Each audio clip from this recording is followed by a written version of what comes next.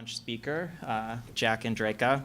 I confessed earlier that I'm jealous of a number of things that he's gotten to do. Jack's gotten a shout out from President Obama.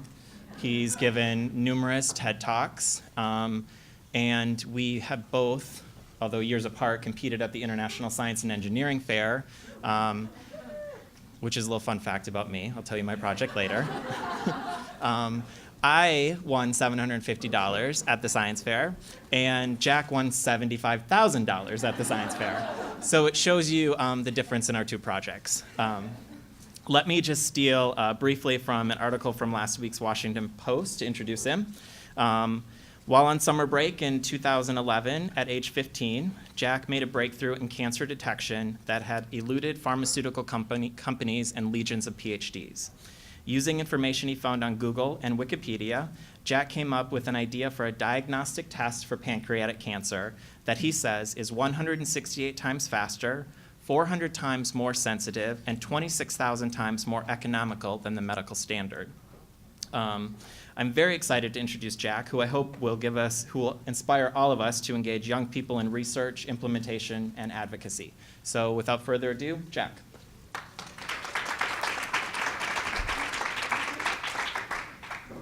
So my story really began when I was 13, when a close family friend who is like an uncle to me actually passed away from pancreatic cancer. And when the disease hit so close to home, I knew I needed to learn more. So I went online to find answers. And using the internet, I found a variety of statistics on pancreatic cancer. And what I discovered really shocked me. Over 85% of all pancreatic cancers are diagnosed late, when someone has less than a 2% chance of survival. And the current test for it is a 60-year-old test. I mean, that's older than my dad. But also, it costs $800 per test and misses 30% of all pancreatic cancers. Your doctor would have to be ridiculously suspicious that you have the cancer in order to give you this test. And upon learning this, I was determined to make a difference. So armed with freshman biology, I decided to set out and change cancer diagnostics. Bit lofty of a goal, however, I was going to run with it.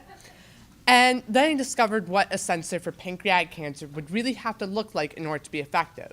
It would have to be inexpensive, rapid, simple, sensitive, selective, and minimally invasive. And there's a reason why we haven't updated the sensor in over 6 decades. And that's because when we're looking for these cancers, we're looking at your bloodstream, particularly for these variations in protein levels. And while this sounds really straightforward, it's anything but, because you essentially have these liters and liters of blood that's already abundant in protein, and you're looking for this minuscule difference in this tiny amount of protein. So it's next to impossible. It's like trying to find a needle in a sack of nearly identical needles. However, undeterred due to my teenage optimism, or how some people label it, complete and utter ignorance of the entire field, I decided to persist, and using Google and Wikipedia, I finally found one database, and it consists of 8,000 different proteins that are found in your bloodstreams when you have these cancers. And it was summer break, so I had nothing else to do. So I shut myself in my room and decided to bash out all 8,000. By the end of the summer, I was close to losing my sanity and really doubting my potential for any future social interactions. Made for some very interesting back-to-school essays like, oh, Johnny, what did you do? Oh, I went to Yellowstone. Jack, what did you do? I researched proteins all summer. And finally, I stumbled across one protein that could work. And the name of this protein was called mesothelin. And it's just your ordinary run-of-the-mill type protein, unless you have pancreatic, ovarian, and lung cancer, in which case it's found at these very high levels in your bloodstream. But also, the key is that it's found in the earliest stages of the disease, when someone has close to 100% chance of survival.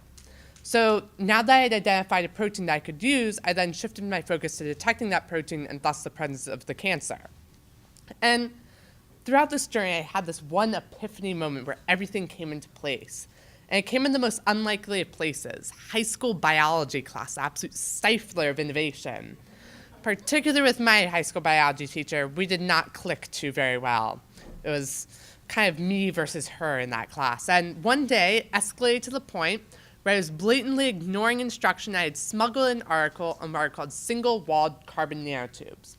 And these are long, thin pipes of carbon that are an atom thick, and they're 1/50,000th the diameter of your hair, so extremely small. and they have these very incredible properties. They're kind of like the superheroes of material science. So I was just sitting there, kind of feeling really suave, reading under my desk, and I was reading about all these properties. And then we were learning about these things called antibodies. And these are molecules that only react with one specific protein. And I was kind of being droned to sleep by my biology teacher when all of a sudden it hit me. You can combine these two concepts. You see, you take the nanotubes, and you have a network of them. And you take the antibodies and weave them into this network of nanotubes, such that you have a network that only reacts with one specific protein because of the antibodies. But also, because of the carbon nanotubes, it will actually change how hard it is for electricity to flow through it, and thus indicate the presence of pancreatic cancer. And just as soon as I had this realization, I realized I'm going to need a lab, because I can't do cancer research on my kitchen countertop. Me and my brother had done some pretty crazy stuff. We've landed ourselves on the FBI watch list. That was probably for ordering a large vat of uranium from a sketchy Russian website. And we've also made explosives on our kitchen countertop and cultured E. coli and cholera where we make our sandwiches. None of us got sick, luckily. However, cancer research was stretching it. So I decided I'm going to need a lab, so I applied to 200 different professors at Johns Hopkins University and the National Institutes of Health. And attached to these documents were these huge, like 32-page behemoth of a document that outlined my procedure, materials list, everything. And I sat back waiting for positive emails to pour in and for me to be able to pick and choose my lab. All of a sudden, reality hit, unfortunately, because I got 199 rejections, and I realized some professors aren't nearly as nice as their glowing profile pictures make them seem. One professor actually painstakingly went through each and every procedure step and said why it was wrong in this bright red ink. I have no clue where he got the time. Maybe it's like his hobby instead of like crocheting. He does that. However, finally I got one positive email from Dr. Anirban Maitra at Johns Hopkins University. And I go in for this big interview, and it turned out to be an interrogation. I was expecting, like, what's your favorite color? What's your favorite class? Basic stuff. Fortunately, he had his PhD in this, and so I couldn't bamboozle him like I could my parents. And after 28 PhDs got crammed into this tiny 9-foot by 9-foot room and being interrogated for an hour, I finally got the lab space I needed. And then the real fun happened, and 7 months later, which included me staying over at the lab pretty much every single day and sleeping there, eating a Twix, crying myself to sleep, wondering why I was doing this to myself, I finally ended up with one small paper sensor that costs 3 cents and it takes 5 minutes to run. This makes it 168 times faster, over 26,000 times less expensive, and over 400 times more sensitive than our current methods of detection. But also, it can detect the cancer in the earliest stage, when someone has close to 100% chance of survival. And in addition to that, it so far has over 90% accuracy at detecting the cancer. And beyond pancreatic cancer, it could also be extended to ovarian cancer and lung cancer, and potentially lift the one's dismal survival rates from 5.5% to close to 100%. And it could actually extend beyond these, because you can switch out that antibody and detect an entirely different protein, meaning an entirely different disease, range from Alzheimer's to other forms of cancer, even HIV, AIDS, and heart disease. The possibilities are literally endless for this. And one thing that I realized throughout this entire journey is I got rejected a lot. I mean, I got told no by 199 professors, my biology teacher told me no, and finally even my own parents told me no. Luckily, none of them told me to make a papier-mâché volcano. However, eventually, what I realized is one of the big hindrances to my research was that I was young. I mean, no one was going to take a 15-year-old who went to an interview in sweatpants very seriously. And I think we're really going to have to reconsider how we view youth in solving the global challenges, particularly in a post-2015 agenda. I mean, over half of our population is comprised of people under the age of 25. So youth simply can't continue to be an interest group. They have to take an active role in determining policy. And youth actually have a really interesting way of looking at things. Not only are they obstinately and sometimes annoyingly stubborn, but also we have just gallons of time on our hand. I mean, what else was I going to do for a summer besides sort through proteins? And by harnessing that time and youth's persistence, we can really begin to solve a lot of these problems. And we think in a kind of weird way because we're at this epitome of creativity where we can dream up with these wild ideas, yet we have enough knowledge to kind of breathe life into those and make it reality. And I think that by partnering youth with the internet, we can really make strides, particularly in family planning, because our future depends on our youth. We're the ones who are going to inherit the world. And by making family planning a priority and having youth involved in that, we're going to see a lot more interesting perspectives and a lot more connections being made that otherwise would not be made. And by incorporating the internet, we have access to so much knowledge that it's kind of unimaginable. I mean, we have more knowledge on our smartphones than President Clinton had. And so instead of posting pictures of your food on Instagram or looking up cat videos on YouTube, you could be changing the world with an internet. Because think, if a 15-year-old who didn't quite know what a pancreas was could find a new way to attack pancreatic cancer, just imagine what we all could do together. Thank you.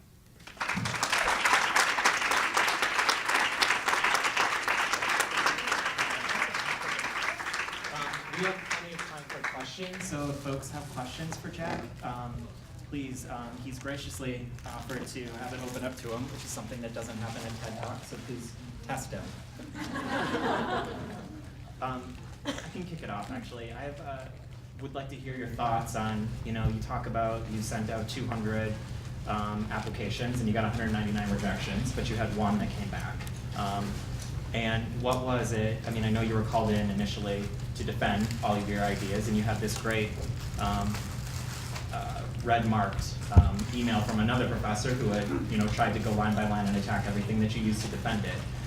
But then once you were able to defend your idea, what was it about this individual that helped to empower you and really helped foster your creativity and allowed you to get to where you are now? So I think what really helped me in this entire process was that I had motivation, and it was kind of a personal connection, because I believe that in science, a lot of the greatest breakthroughs come from the heart and not the mind. And science is really the connection between your heart and your brain. And I believe that by having that one close family friend who passed a pancreatic cancer, that helped me a lot.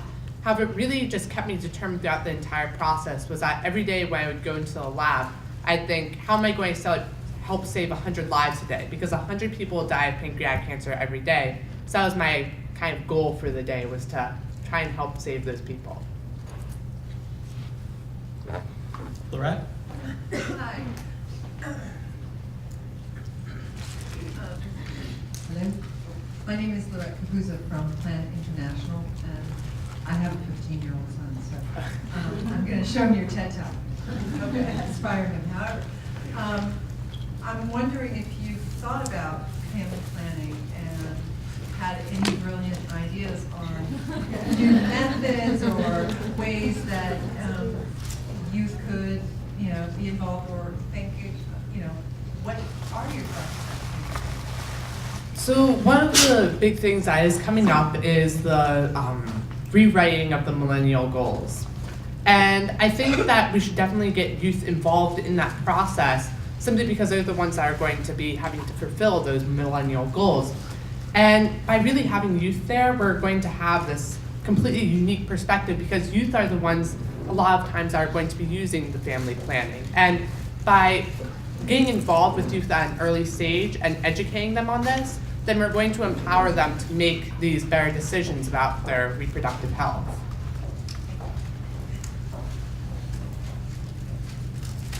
Any other questions?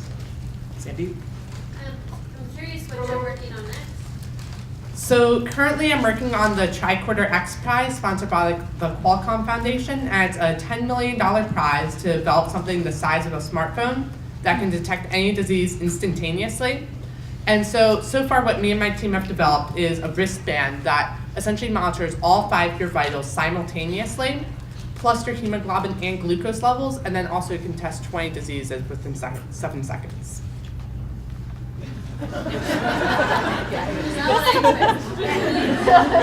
I've got nothing. Yes.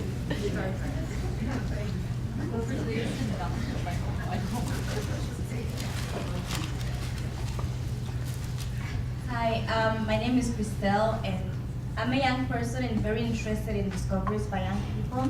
And we've been seeing a lot of results with aspirational design, like really design something based on your own need.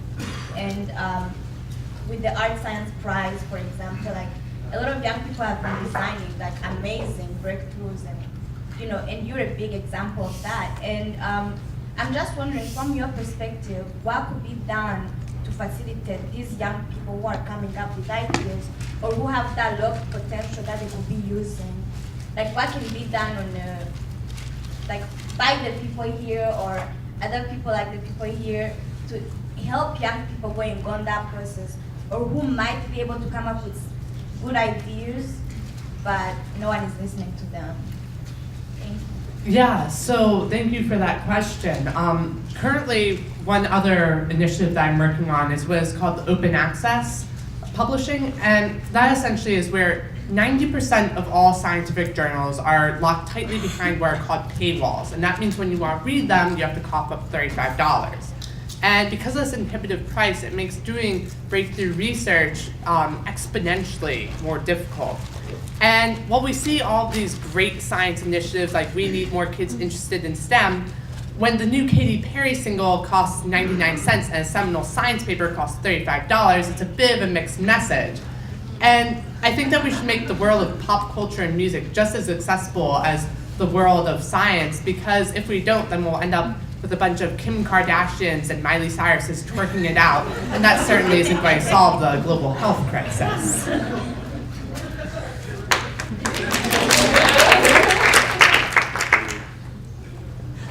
I think I speak for everyone. You're very intimidating. And on behalf of CARE, we would welcome you as the future ambassador for CARE. We're first dibs here. No, my question for you is, you talked about your peers and the stories you were going to share on the coming back to school after that summer vacation. What do they think of you now? What's your relationship like now? So now that I'm not in school very often, I go there 10% of the time, so I'm kind of like this illustrious urban myth at my school. It's very entertaining to see people's reactions. I mean, my friends treat me just the same. However, there's kind of like these separate factions in my school. It's like love-hate relationship, so it's very interesting. However, one good thing that has come out of it is that I've seen a huge surge in entering science fair. Always a good thing.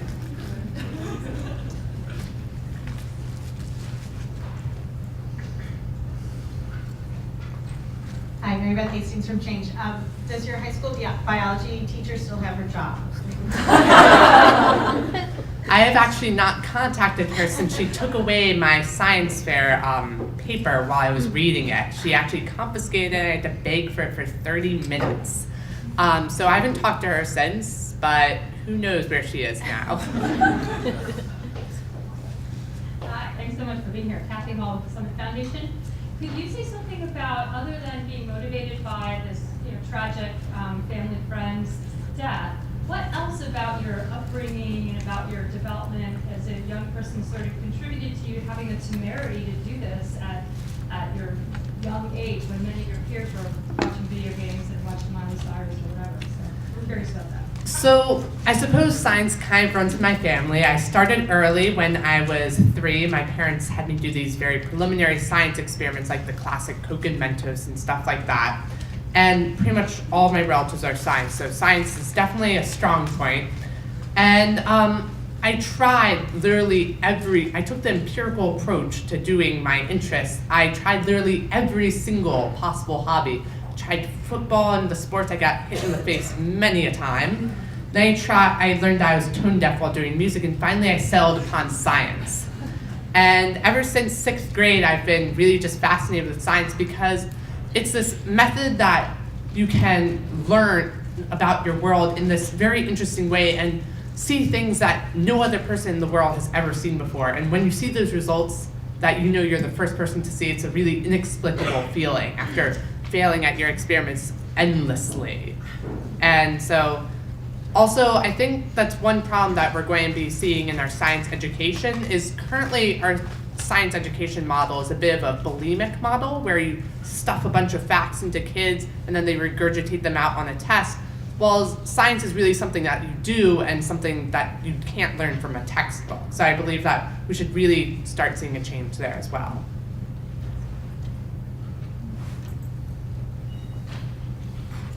Hi, my name is Becca from the Johns Hopkins Center for Communication Programs, and I'm looking for your advice on connecting the two worlds of youth and the rest of us. It seems like you sort of have one foot in both, and what do you recommend in terms of bridging the technology divide, for example? So one thing that I really recommend for getting youth kind of incorporate into the adult world is first really beginning to first bring them in for their opinions, of course, and oftentimes at these conferences I'm pretty much the only minor, which can make for some very interesting nights when they only have an open bar. But I think first by hearing the voices of the youth, but also having them play an active role in our legislative processes, because when the youth are able to drink the water that's contaminated or are impacted by all of these different decisions, why shouldn't they have a voice in their own government? And so I think by incorporating that voice that we can really have youth bridge that gap, but also by kind of getting rid of the stigma that teenagers are this burden on society, whereas in fact they're really the solution to a lot of our problems.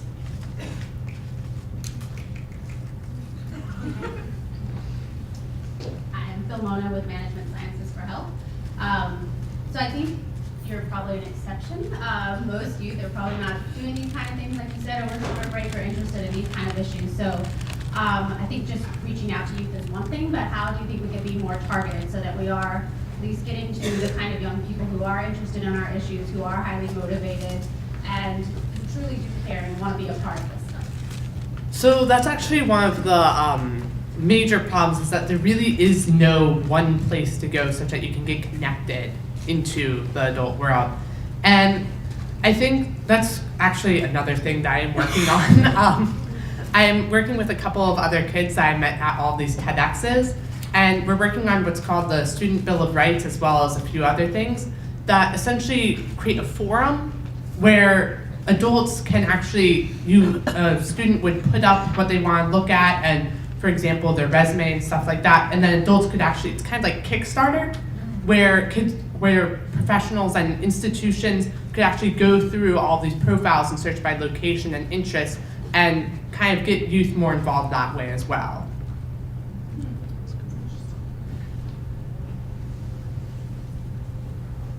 Hi, One Hainsworth from Pathfinder. I have a question to build on the previous question, which is I'm just curious if you have thoughts on ways to connect young people in the U.S. with issues that are facing young people in developing countries, because most of us are working more on global health. And I'm always interested in how we could be better leveraging young people in this country as advocates and champions for these causes. Mm-hmm. Oh geez, these are some pretty tough questions. So I know that it's really easy for especially teenagers in a developed nation to really quickly lose sight of the outside world. And I think first by raising awareness among teens, and I've been seeing a lot of great progress for that in my high school. But then also what I think that we should do is kind of create these incentivized competitions because competition is one of the best ways to get people involved, especially teenagers. They are always attracted by the merits of fame and fortune, unfortunately. That's how a lot of kids go into science fair. But once you get kids hooked on a subject, then they stay on a subject. And so after we kind of have this competition era where we incentivize youth to come up with ideas and submit a proposal, then we'll begin to see a kind of shift in the culture where youth begin to actually actively advocate and care about those who are in less fortunate positions.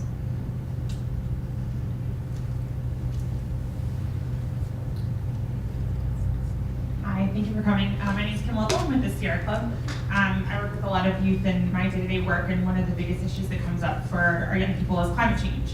And sort of all of the solutions that we're kind of working towards today for better healthcare, better solutions that you're talking about building, what are they going to mean when we don't have access to basic sort of resources like water and fuel, et cetera, just a few generations from now. So just kind of curious, are you thinking about this issue? Are your peers thinking about this issue? What are sort of your thoughts on moving forward and really galvanizing young people and older people to really take action on this issue, and sort of what are your thoughts on that? Okay. So I actually used to work in the environmental field before I took a turn into medicine. And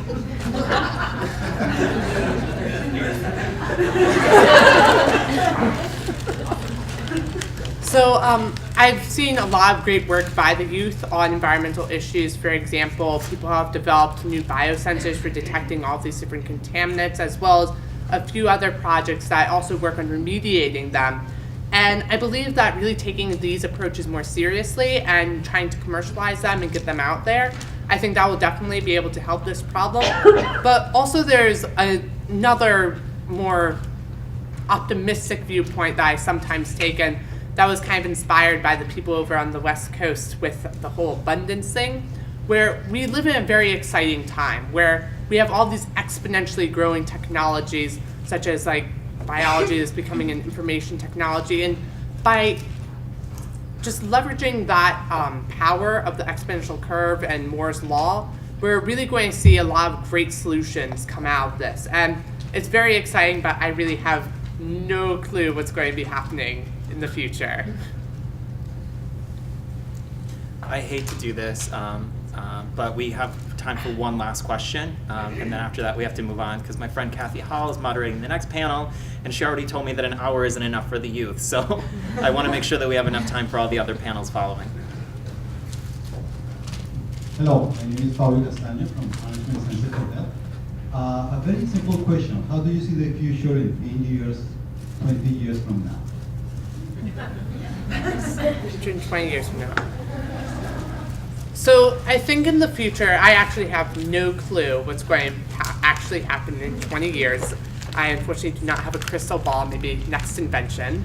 But what I think we're really going to see in 20 years is the democratization of innovation, where no matter where you're from or who you are, like where you work, that you'll be able to have access to the exact same knowledge. And regardless of whether you're from Cambodia to China, from Malaysia to Mexico, whether you're a billionaire living on less than $1 a day, you'd have the exact same access to all of these scientific publications, such that you can innovate, because science shouldn't be a luxury and knowledge shouldn't be a commodity. It should be a basic human right. And today we currently live in a society that's a knowledge aristocracy, where only 0.008% of the population, that's say 80 people out of all the streets of New York, you take them, those are the only people that can read scientific journals, while 80% of the world lives in knowledge poverty, where they have absolutely no access to the internet or anything like that. And I believe by abolishing the middle and lower classes of knowledge and bringing them all up to that kind of knowledge abundance, we'll really see that we're kind of we're bringing in 7 billion people rather than the current about 10 million scientists out there. And I think that knowledge and science should be a basic human right as well as healthcare, and that we shouldn't commoditize these things. So that's what I think the future looks like. Perfect. Thank you so much. Thank you.